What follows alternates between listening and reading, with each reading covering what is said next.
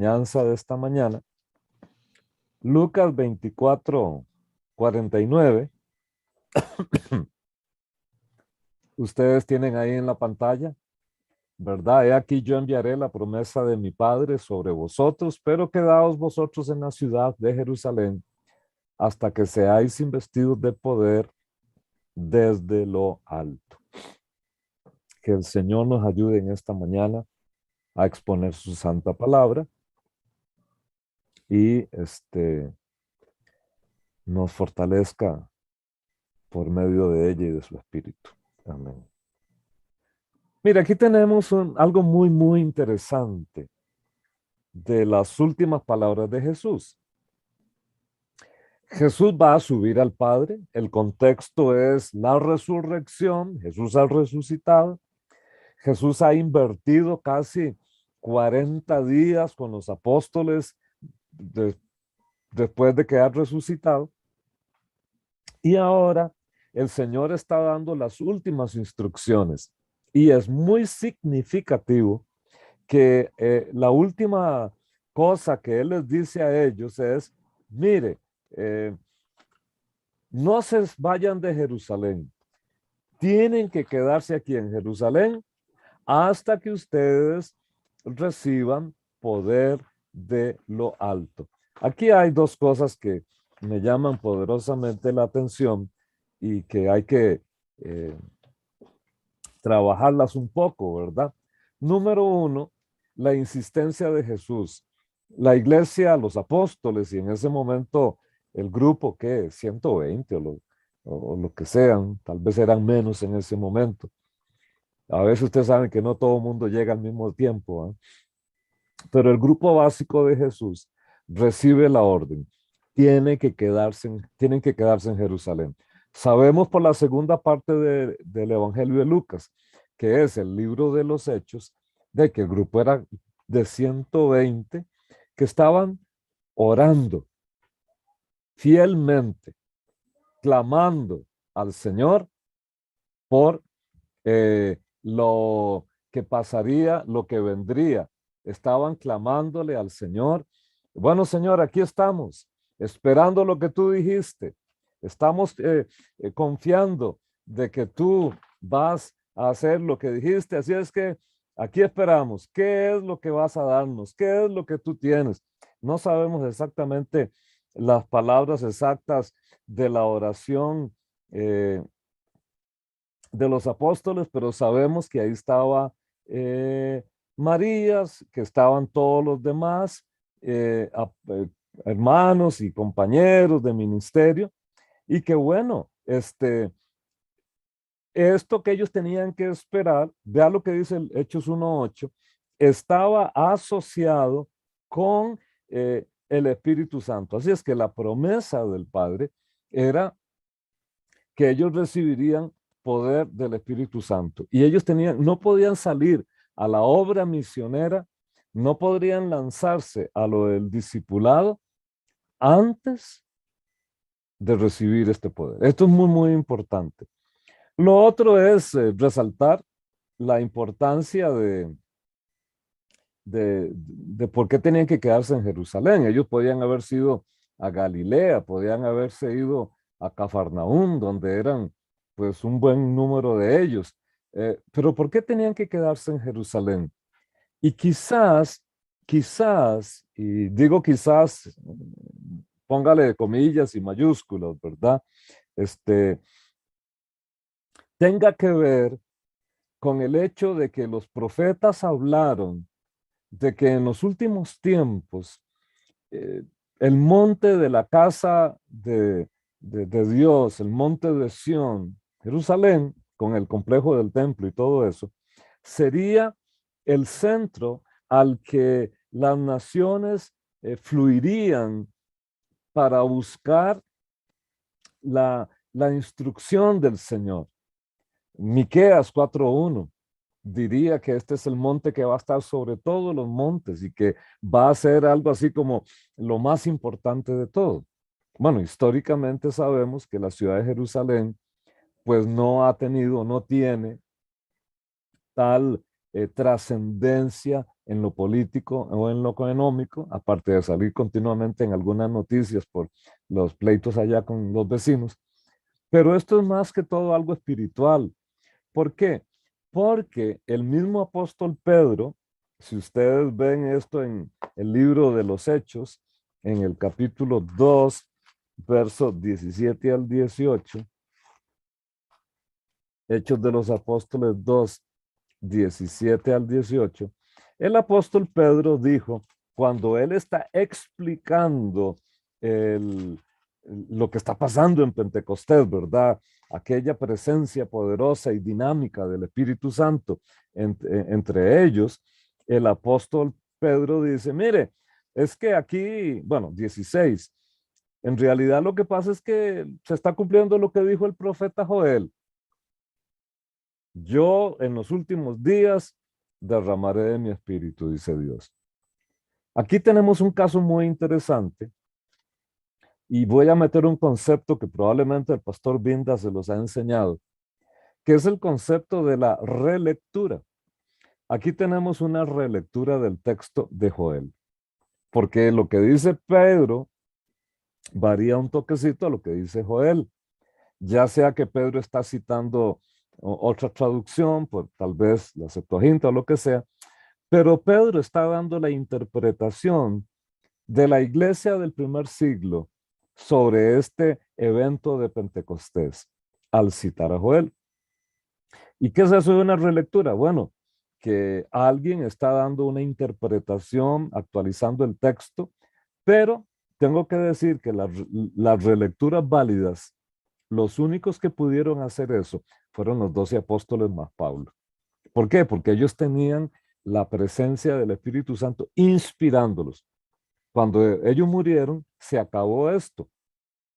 Y por supuesto, hay muchas personas que hacen relecturas, pero esas relecturas no son confiables para mí. Algunas de ellas son dudosas porque le imponen o le agregan ya cierto interés político o económico o incluso religioso. Así es que los únicos que pudieron hacer este tipo de actualización del texto bíblico fueron los apóstoles. Hoy nadie puede atribuirse a hacer eso, en mi muy humilde opinión. ¿Qué es el punto que les quiero comunicar? Bueno, Jesús está insistiendo de que la iglesia tenía que esperar para, por la venida del Espíritu Santo, para que con el poder que el Espíritu Santo les iba a dar, ellos pudieran salir por el mundo y cumplir la misión de la iglesia. El Señor nuestro Dios nos ha dado a nosotros, y digo nosotros, la iglesia en general, nos ha dado o nos dejó una misión muy clara. Y esta misión de alcance por medio del Evangelio no la podríamos realizar nosotros solos en ausencia del poder del Espíritu Santo. Y hoy en la iglesia necesita volver a eso. Yo sé que usted sabe esto, así es que creo que lo que el Señor quiere es que yo se lo recuerde. Tenemos que recordar que tenemos que volver a, a dejarnos mover en el poder del Espíritu Santo, con todos los controles bíblicos, con todos los lineamientos de la palabra de Dios, pero tenemos que volver a esto. Y fíjese, en la época de Jesús, la sociedad de Jerusalén, la sociedad judía, con todo y los diferentes grupos en que estaba compuesta, uno podría perfectamente afirmar de que el ambiente estaba cargado de la idea apocalíptica. ¿Qué quiere decir eso? Mire, los judíos, ahora como única tribu realmente constituida y un poco de Benjamín, algunos levitas, por supuesto, y habrían algunos otros que andaban por ahí tal vez sobreviviendo residuos sociales, usándolo en el buen sentido de la palabra, por supuesto, de las antiguas tribus norteñas, si es que no desaparecieron del todo. Pero los judíos sabían que en su historia, después de que Dios los rescató de la esclavitud de Egipto, a través de los siglos, ellos fueron oprimidos por muchos poderes imperiales. Claro, como en toda familia y en todo pueblo, se nos olvida lo malo que hemos hecho y pensamos nada más en las desgracias que hemos tenido. Así hoy hay muchas personas que han tomado muy malas decisiones y a partir de esas malas decisiones vienen consecuencias que afectan no solo a un individuo, sino a familias enteras. Y luego las personas dicen, ¿por qué a nosotros? ¿Por qué a mi familia? ¿Por qué yo? ¿Por qué es que nosotros no levantamos cabeza? Y no se ponen a pensar, oh, momento, porque ¿qué es lo que hemos hecho? ¿Verdad? Ahora, esto hay que tener cuidado también, ¿verdad? Que no nos vaya a pasar lo de los amigos de Job, eh, acusando a Job de un pecado que era lo único que según ellos explicaba la situación que estaba enfrentando Job en su momento. Pero sea como sea, en la historia de los judíos, ellos habían pasado por muchos momentos de opresión y como sabemos por toda la Biblia, estas opresiones eran consecuencia de sus pecados de idolatría reiterados, ¿no? Pero bueno, eh, las promesas de Dios estaban ahí.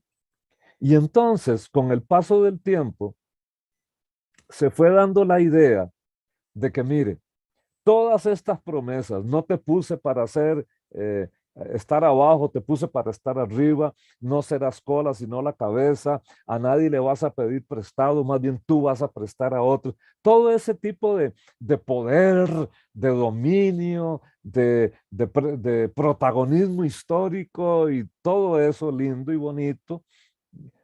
De ahí ellos dijeron, ¿y eso cuándo se va a cumplir?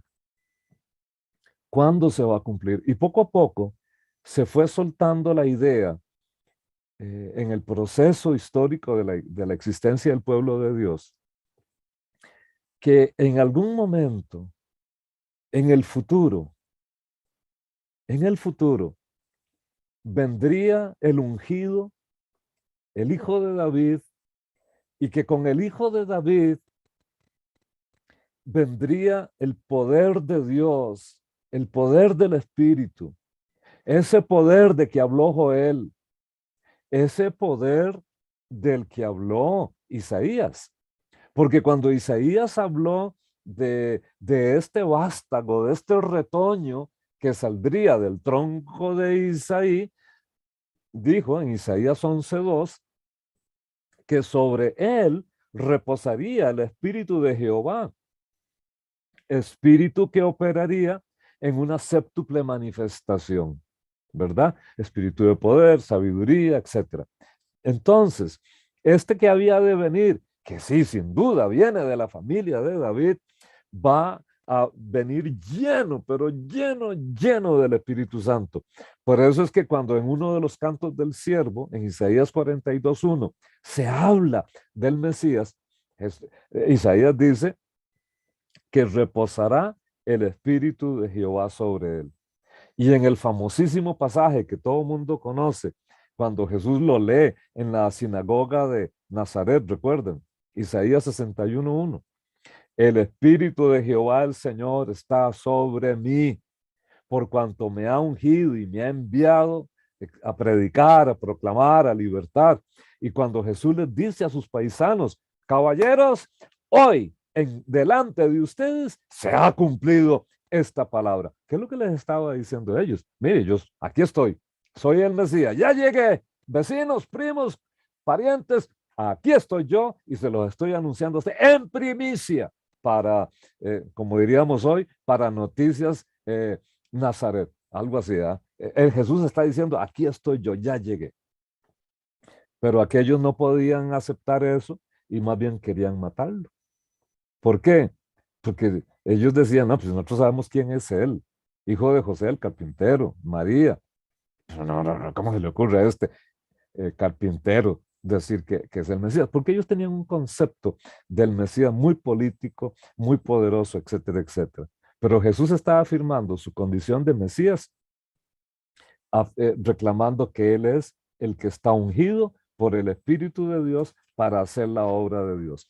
Sea como sea, en los años anteriores a Jesús se soltó esa sensación tan fuerte de que hubo personas que dijeron que eran el Mesías. Y todo el mundo estaba esperando, estaban como a la expectativa, Dios va a hacer algo. Por eso es que cuando Juan el Bautista aparece, la gente corre detrás de él, porque están escuchando voz profética una vez más. Y luego cuando Juan el Bautista dice que Jesús es el Cordero de Dios, el que tenía que venir, el que quita el pecado del mundo, y Jesús comienza a realizar toda la cantidad de milagros poderosos que efectuó, por supuesto la gente decía, ya llegó, este es el profeta, este es el que era el que iba a venir. Entonces se creó tal expectativa apocalíptica que casi yo estoy seguro se podría respirar la idea apocalíptica de que el fin de la historia, que el fin de todo ya estaba llegando, de que el fin de todo aparecería en cualquier momento. Y entonces, qué emoción, estamos viviendo ya el tiempo final. Y por eso es que los apóstoles y todos los discípulos de Jesús prácticamente estaban esperando de que Jesús anunció su segunda venida, que vendría en cuestión de 1 mes y medio, 2 meses, cuando mucho 6 meses. Bueno, ese no era el plan de Dios. Todo esto se lo estoy diciendo para ubicar la siguiente idea. Fuera del círculo de los apóstoles, aquellos que tenían estas ideas apocalípticas parecían creer que el final de la historia, escúcheme muy bien esto, que el final de la historia sería una especie de duplicación de cómo empezó la historia. Es decir, que al final de la historia, el principio se juntaba con el fin y que las últimas cosas serían parecidas a cómo empezó todo. Y es bien interesante porque sabemos por el libro del Génesis que todo empezó para el ser humano en un jardín que se llama el Edén, el paraíso, y Apocalipsis nos dice que en el paraíso que se va a tener vida ahí, en el paraíso, que el paraíso restaurado, por decirlo de alguna manera. Eh, Así es que aquí quiero señalar este punto para justificar por qué el Espíritu Santo tenía que venir y la iglesia tenía que esperar al Espíritu Santo. Porque el Mesías era el hombre del Espíritu, la iglesia es el pueblo del Espíritu también. Y esto es muy importante. Fíjese, en Génesis 1, 1 y 2, creo que de esto hemos hablado en algún momento. Dice lo siguiente, en el principio creó Dios los cielos y la tierra. ¿Y cómo dice que estaba la tierra? Y la tierra estaba desordenada y vacía. Y las tinieblas estaban sobre la faz del abismo. Y el Espíritu de Dios se movía sobre la faz de las aguas. El Espíritu estaba en ese momento, Dios, el, el Dios trino y uno. Yo creo en un Dios trino y uno, ¿no? Dios ha, ha creado toda la materia, según mi humilde opinión, para desarrollar todo este increíble cosmos. Un día estos descubrieron una nube ahí que se soltó de una galaxia gigantísima, porque solo esa nubecita es más grande que la galaxia en la que usted y yo vivimos. Así es que el universo es bien amplio, ¿no? Pues todo eso lo hizo Dios. Y cuando Dios creó la materia prima para hacer todo lo demás, el Espíritu Santo está ahí. La metáfora es como un ave aleteando, ¿verdad? Rápidamente, por aquí, por allá. Está convocando todo al orden que luego Dios el Padre dará la orden de que se genere la luz y etcétera, etcétera. Vean que ahí está la acción del Espíritu Santo. Un momentito, hermanos, por favor. Discúlpeme, una emergencia.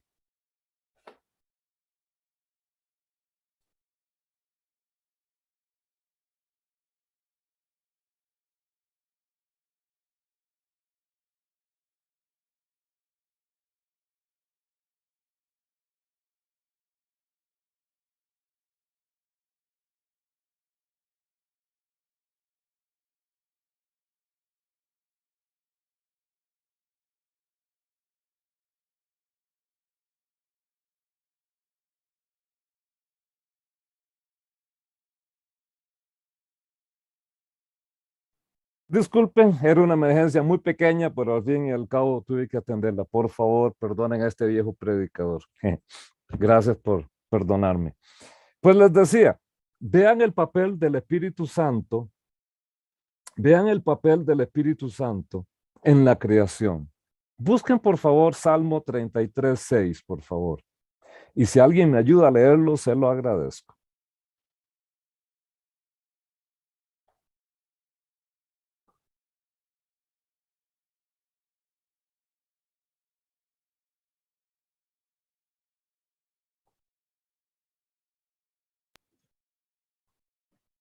Por la palabra de Jehová fueron hechos los cielos y todo el ejército de ellos por el aliento de su boca. Muchas gracias, mi hermana Adela. Un gusto escucharla. Amén. Igual. Fíjese lo que está diciendo ahí, que el poder creativo de Dios, la palabra, la que hace todo. Pero note la participación donde dice ahí el texto, y el soplo de la boca del Señor. Ahí lo que dice es, la palabra soplo es exactamente la misma palabra que en el idioma original se traduce espíritu. Espíritu, viento, es la misma palabra. Entonces es, también se puede leer, interpretar, y por el espíritu de la boca de Dios, por el espíritu de Dios, las estrellas. Entonces ahí se está insinuando claramente también la participación del Espíritu de Dios en este maravilloso acto creativo de el Señor produciendo este universo tan maravilloso. Y ahora, por favor, Job 26:13, por favor. Quien sea que me ayude a leerlo.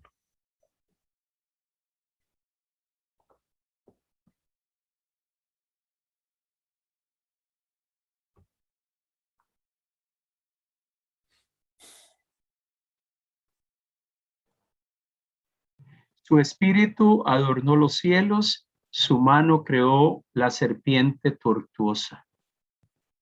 A mí no me gustan las culebras, ¿verdad? Entonces uno dice, bueno, pero si Dios hizo las culebras, eh, y también son importantes, no vamos a quitarle el derecho a la existencia, Dios se las dio, pero vea la acción aquí del Espíritu de Dios.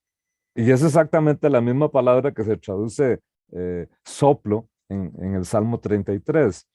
El Espíritu de Dios adorna los cielos, ordenando, poniendo todo en su orden, ¿no? Así es que aquí vemos que en las Escrituras, mis amados hermanos, el Espíritu Santo participó en la creación. Así es que en la creación original de Génesis, tanto el Padre, el Hijo como el Espíritu Santo estaban activos en esta creación donde el Padre toma la batuta como el gran director de la orquesta, donde Él está dando las órdenes para que todo exista, y el Logos, la palabra de Dios, y el Espíritu de Dios moviéndose, actuando, organizando, adornando. Esto es fundamental, porque resulta ser que la noción de los últimos tiempos está asociado con que no solo el Mesías vendría para echar a andar este proceso que se llama, que también le llamaban el reino de Dios, sino que sería una época caracterizada por un derramamiento poderosísimo del Espíritu de Dios, donde el Espíritu de Dios actuaría. Y es que es el Espíritu de Dios que se nos va a hablar, que los profetas nos van a hablar. El Espíritu de Dios, mire, es el que puede actuar y el que actúe en el mundo para revertir las consecuencias de la maldad y del pecado. Los profetas dijeron, mire, viene ese día donde todo el dolor, toda la angustia, toda la maldad, toda la sequedad se va a cambiar. Acompáñenme, por favor, a Isaías capítulo 32. Isaías 32, 13.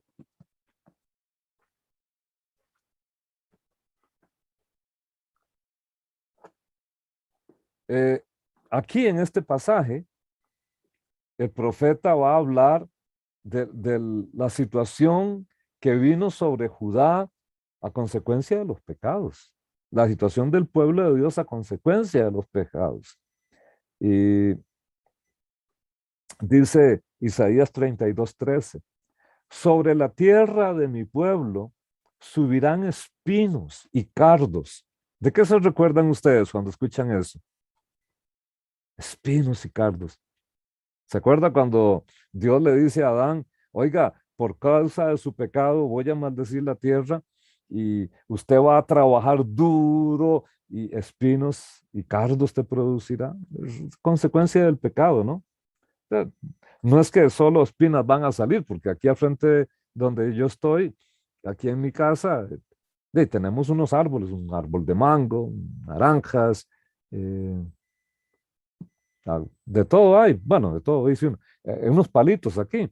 Así es que no solo espinas, pero lo que estaba hablando el Señor era la dificultad para las condiciones de producción agrícola.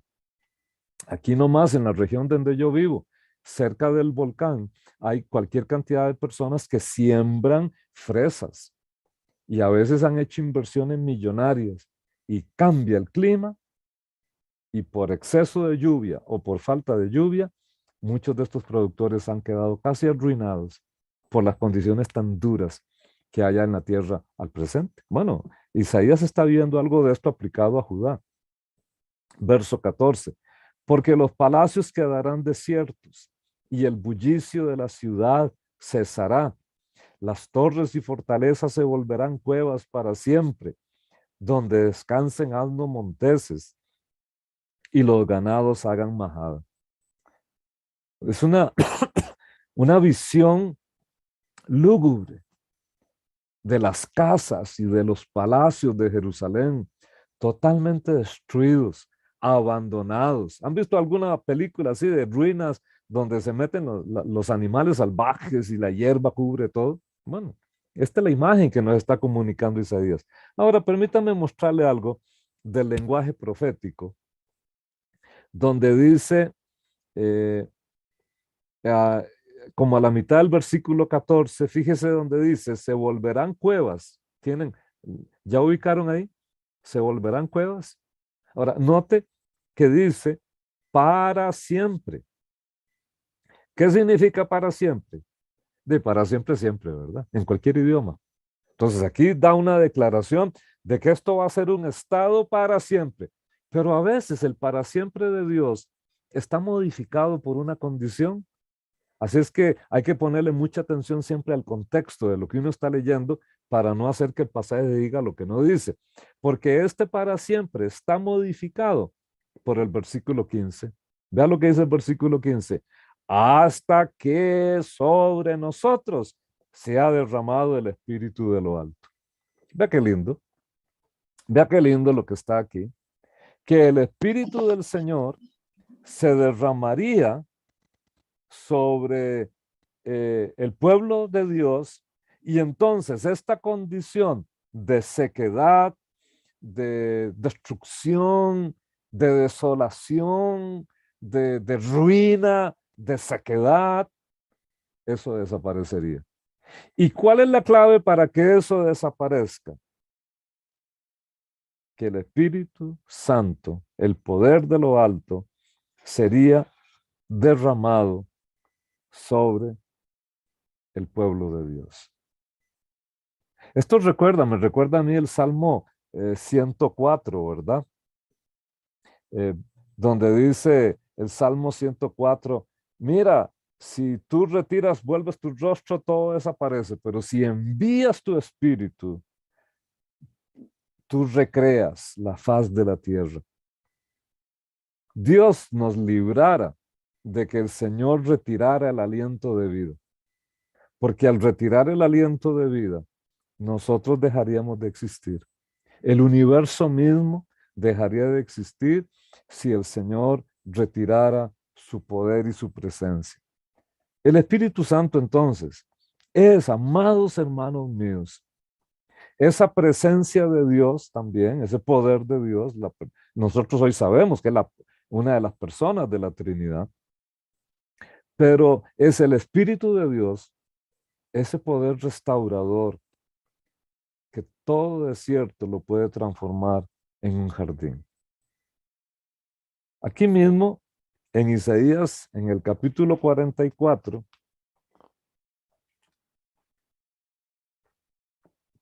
versículo 3,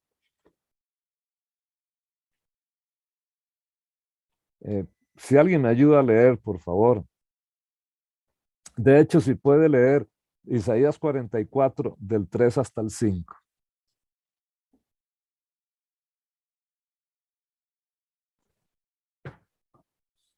Porque yo derramaré aguas sobre el sequedal y ríos sobre la tierra árida. Mi espíritu derramaré sobre tu generación y mi bendición sobre tus renuevos.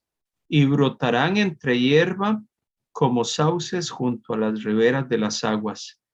Este dirá, yo soy de Jehová. El otro se llamará del nombre de Jacob y otro escribirá con su mano a Jehová y se apellidará con el nombre de Israel. Yo he escuchado gente que dice, oiga, qué bonito es tener el apellido que yo tengo, ¿verdad? Habrán otros que quisieran eliminar el apellido, ¿verdad? También, porque hay de todo en esta vida. Pero yo he escuchado unos cuantos prójimos decir, oh, qué lindo mi apellido, yo me siento feliz de ser un Vindas, ¿verdad? Pero aquí está diciendo algo así, aplicado a Dios, que va a ser la presencia del Espíritu tal que la gente va a querer tener que ver con Dios. Me voy a apellidar con el nombre de Israel. O sea, no es que se van a hacer judíos, es volverse a Dios. Ahora, vea lo que está diciendo aquí, que el Dios derramaría agua sobre el sequedal y estos ríos en tierra seca harían que toda esa sequedad, por la acción del Espíritu, se transforme en algo verde. Nosotros, bueno, al vivir en el trópico, Panamá, Costa Rica, por lo general Centroamérica, somos países bendecidos por la cantidad de agua. Somos demasiado verdecitos, gracias a Dios. Hay otras partes del mundo que son tan áridas, tan secas, de tanta arena, tanto sol, tanto calor, tanta sequedad, y un vaso de agua cuesta quién sabe cuánto, ¿verdad? Bueno, esto es lo que Dios dijo que iba a pasar. Ustedes recordarán en Isaías 47, en Ezequiel 47, ¿se acuerdan la visión de que del trono de Dios, del templo de Dios, Isaías 47, los primeros 12 versículos, sale un río y este río fluye desde el templo en dirección hacia el este, después de un trayecto toma una derecha, es decir, baja hacia el sur, luego hace una vueltica y va a caer al Mar Muerto. Y en la visión de Ezequiel, hasta el mar muerto vuelve a la vida, porque los peces abundarían en el mar muerto. Y sería tanta la cantidad de peces y la variedad de especies que habrían ahí, que sería semejante al mar Mediterráneo. Y a los lados, a las riberas del río, árboles. Y las hojas son medicinales. Y aquel desierto se transformaría en un jardín del Edén. Mire, hay que reconocer que muchas de estas zonas que hoy día son desérticas, en su momento fueron bosques. Fueron bosques preciosos, abundantes, pero la misma acción del ser humano y por supuesto los cambios de calentamiento global que siempre han habido, porque han habido ciclos de calentamiento y luego de enfriamiento, han afectado radicalmente y el proceso de desertificación es salvajemente acelerado. Entonces, mucho de lo que hoy es desierto, sobre todo en esta parte de Siria, Palestina, norte de África, en la época de Sansón, por ejemplo, esos eran bosques frondosos. Por eso es que habían leones ahí que llegaban cerca del área de Jerusalén y todos estos lugares. Entonces había un corredor biológico ahí con una fauna impresionante. Hoy es mucha aridez. Pero lo que está diciendo Dios es que toda esa aridez, producto también de la acción humana indebida, el Espíritu Santo la puede revertir. Y que solo el Espíritu Santo transformaría esto. El punto entonces es el siguiente. Fíjese, con la venida de Jesús se inauguró la nueva creación. Pasaje común que todo el mundo se lo sabe y tanto no lo sabemos que a veces perdemos el sentido real de lo que eso tiene. 2 Corintios 5:17. De memoria, ¿verdad? De modo que si alguno está en Cristo, nueva criatura es. Las cosas viejas pasaron y aquí todas son hechas nuevas. La idea es de que si alguno está en Cristo, ya participa en la nueva creación. Tal como lo podemos aprender por la enseñanza del Nuevo Testamento, la nueva creación empezó con la resurrección de Jesús. Y es esta muerte y resurrección de Jesús la que echó a andar la etapa final del plan de salvación. Y en este plan, en esta etapa final, el Espíritu Santo vino a la tierra. Y usted me va a decir, hermano Antonio, pero si tenemos poco más de 2000 años de que el Espíritu Santo está en la tierra en una forma tan poderosa, ¿por qué esto no se compuso? ¿Por qué esto no se resolvió? ¿Por qué esto? ¿Por qué pareciera que cada vez estamos peor, verdad? Bueno, esos detalles, yo no trabajo en el departamento de logística del reino de los cielos. Yo trabajo en el departamento de divulgación y de formación de personal. Es decir, soy pastor que anuncio el evangelio y formo gente para que sirva al Señor. Los del departamento de logística son 3, el Padre, el Hijo y el Espíritu Santo. Y esos son los que han establecido el calendario, los eventos, y el Padre tiene en su sola potestad la palabra última del cronograma de los eventos. Y de lo que yo entiendo en el Nuevo Testamento, Dios optó por hacerlo de una manera que se nos antoja a veces extraña, pero es la manera de Dios.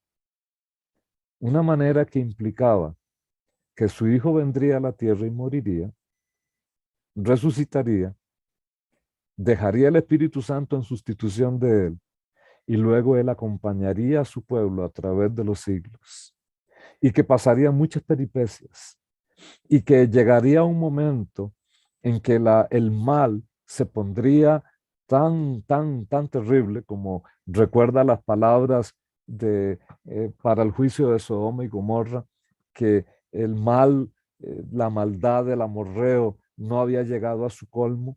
Pues pareciera que la maldad mundial va a llegar a algún momento a su colmo. Y ese tiempo es lo que se llama en la Biblia la gran tribulación. Y que en medio de ese proceso de la gran tribulación, Dios guardaría a su pueblo, que algunos de su pueblo morirían, pero que al final de este proceso, Cristo regresaría victorioso. ¿Y por qué así? Porque así fue como el Dios trino y uno lo escogió.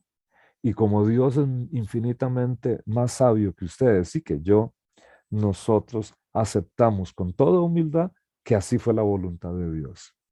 Pero en todo este proceso tremendo y poderoso, maravilloso, un tremendo poder está a nuestra disposición, que es el poder del Espíritu Santo. Pero el poder del Espíritu Santo no está para satisfacer caprichos, ¿verdad? Dios, ¿han visto esos anuncios que le dan una oferta por la televisión y le dicen, haga esto y esto y esto y va a recibir tal, pero aplican restricciones? Esas aplican restricciones, la gente a veces no las ve y ahí es donde le dicen, ¿por qué no?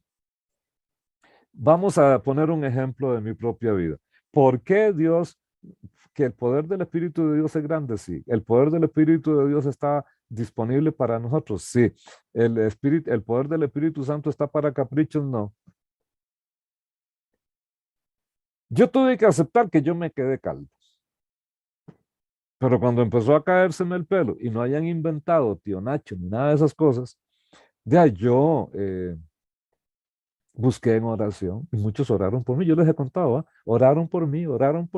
Y no, hombre, entre más oraban, más se caía el pelo. Hasta que un día dije, no, ya, y que Dios me ama calvo, quiere que sea calvo. Al rato la calvicie representa algo en mi vida, así es que acepté que me quede calvo, aunque tengo amigos que uno dice, ay, cochina envidia, vieran, tienen más copete que el pájaro loco, ¿eh? Tienen aquella melenota, pero a mí me tocó, por la gracia de Dios, la unción profética de la calvicie, en línea con Eliseo y quién sabe cuántos otros profetas calvos. Bueno, ¿por qué un capricho? Porque tal vez yo no quería ser calvo y oramos, sí, pero Dios pareció eso no era relevante. A veces Dios escucha oraciones que no parecen relevantes y Dios se las concede a personas que están clamando y es porque Dios decide cómo hacer las cosas. Pero típicamente el poder del Espíritu Santo está para que nosotros podamos llevar la palabra y poder producir un acto de convencimiento. ¿Qué es el trabajo del Espíritu Santo? Les conviene que yo me vaya, dijo Jesús, porque si yo no me voy, el Espíritu Santo no va a venir. Pero cuando venga el Espíritu Santo, San Juan 14 y San Juan 6, ¿se acuerdan? Esos dos capítulos son importantísimos. Cuando venga el Espíritu Santo, Él convencerá al mundo de pecado, de, de justicia y de juicio. Lo primero que hizo el Espíritu Santo conmigo fue convencerme que yo era un pecador. Porque si yo no acepto que soy pecador, no tengo de qué arrepentirme y nunca me voy a humillar delante de Dios. Pero para poder aceptar a Cristo, yo tengo que aceptar primero que soy un pecador. Entonces el Espíritu Santo me convenció de pecado. Luego me convenció de justicia y finalmente de juicio. Y cuando yo pude entender cuál era el propósito de Dios para mí, hermanos míos, la vida comenzó a ponerse en orden. Entonces, ya no necesitaba un cigarro, ya no necesitaba una cerveza, ya no necesitaba licor, ya no necesitaba otras cosas. Descubrí una manera diferente de vivir. No que soy perfecto, pregúntele a mi esposa o a mis hijos. No soy para nada perfecto, pero he tratado de caminar para Dios de la mejor forma posible. Y he fallado, sí. He pecado, sí. Pero el Espíritu Santo viene y me jala las orejas y me dice, arrepiéntase. Y yo me arrepiento, le pido al Padre que aplique el poder de la sangre de su Hijo sobre mis pecados. El Padre me limpia y la comunión continúa. Y aquí voy caminando para el Señor hasta donde me la presten. Y cuando ya el Señor diga, se acabó el contrato de trabajo en la tierra, vámonos para arriba. Y allá al retiro glorioso, la pensión eterna en la presencia del Padre, esperando que lleguen todos ustedes en su debido momento. Así es que, maravilloso, pero el Espíritu Santo me convenció a mí de pecado. Cuando usted y yo como iglesia salimos a predicar, el Espíritu va con nosotros. ¿Y quién es el que convence a esas personas? No es el pastor, no es la música, no es la enseñanza, es el Espíritu Santo. Y el Espíritu Santo está ahí. Y hay que atreverse a dejarse mover en lo sobrenatural. Pero tengan cuidado, porque a veces hay hermanos que quieren profetizar porque dicen, es que es el Espíritu Santo que me está guiando. Bueno, el Espíritu Santo se mueve, el Espíritu Santo actúa y los dones espirituales están activos hoy. Algunos amigos míos e incluso denominaciones han negado la presencia del poder y los dones del Espíritu. Otros le han dado más importancia de la cuenta y se han olvidado del control bíblico y creen que ellos mismos son el criterio de la verdad. Por eso hay tanto enredo con movimientos neopentecostales y cosas así. Pero la verdad es que sí, el poder está presente en la iglesia. Si usted va conmigo a la carta de Pablo a los Gálatas, vamos a ver algo muy interesante.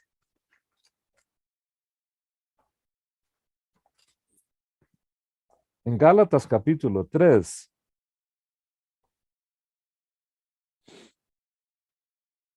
en el versículo 5, dice lo siguiente. Gálatas 3:5.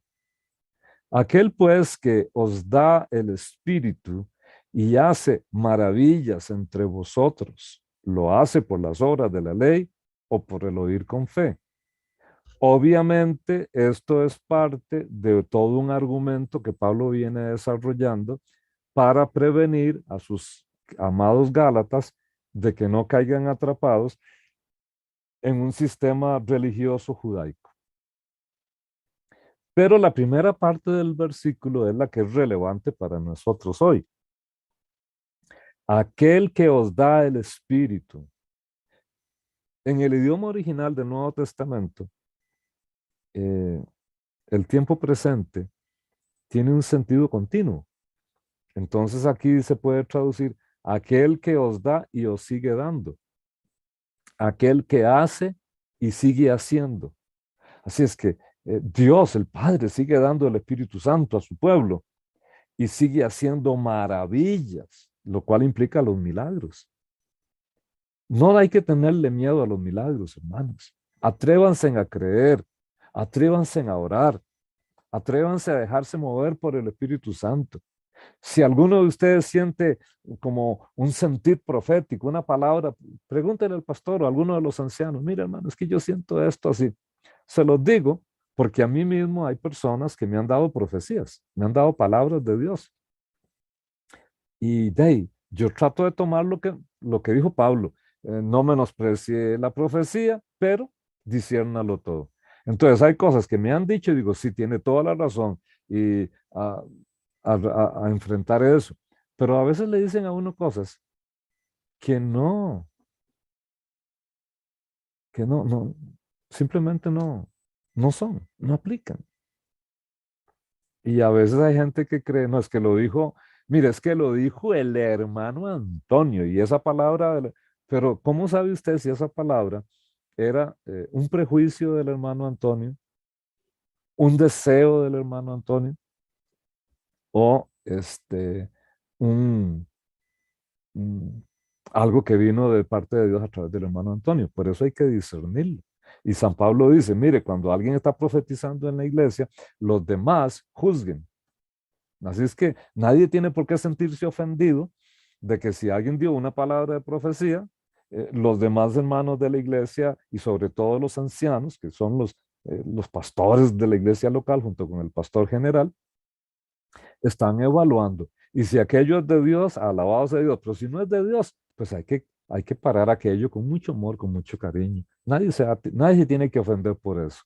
Que es que no creen en el ministerio que Dios me ha dado. Sí, sí creemos, pero todo tiene que ser evaluado para saber si eso no es de Dios, porque siempre está la parte humana. Pero teniendo esos cuidados, y menciono el caso simple del don de profecía o lo que sea, la iglesia tiene que lanzarse a predicar en el poder del Espíritu Santo. ¿Y sabe por qué? Y con esto vamos concluyendo. Es que en este momento histórico, donde la verdad se dice que es relativa y donde la gente eh, está tan confundida por el pluralismo religioso y que se vale de todo y al fin y al cabo todo es bueno, no basta solo con proclamar un mensaje. Ese mensaje tiene que tener demostración de poder. Lo que los viejos pentecostales de principios del siglo XX decían, el evangelio tiene que ser demostrado con poder. Pero hermano, ¿y si yo oro y no se sana? ¿Acaso usted está orando en el nombre suyo? Usted está orando en el nombre del Señor. Así es que atrevámonos, hermanos, a creer. Porque a nivel global, el caos y el desorden de este mundo, solo el Espíritu Santo lo puede prevenir y revertir. Y cada persona que se vaya convirtiendo se sale del caos moral y espiritual para entrar al reino de la luz. No garantiza la escritura de que en esta época, en esta edad, este mundo se va a resolver todo, no, porque ahí es donde sale lo apocalíptico. Este mundo va a resolver todo solo cuando Cristo vuelva por segunda vez.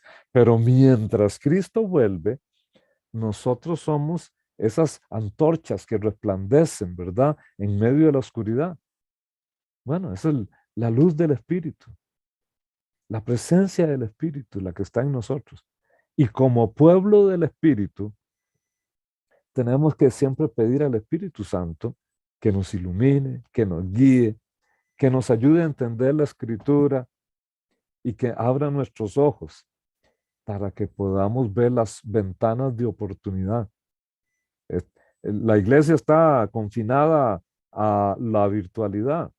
Sí, por supuesto que sí, pero el evangelio no está preso.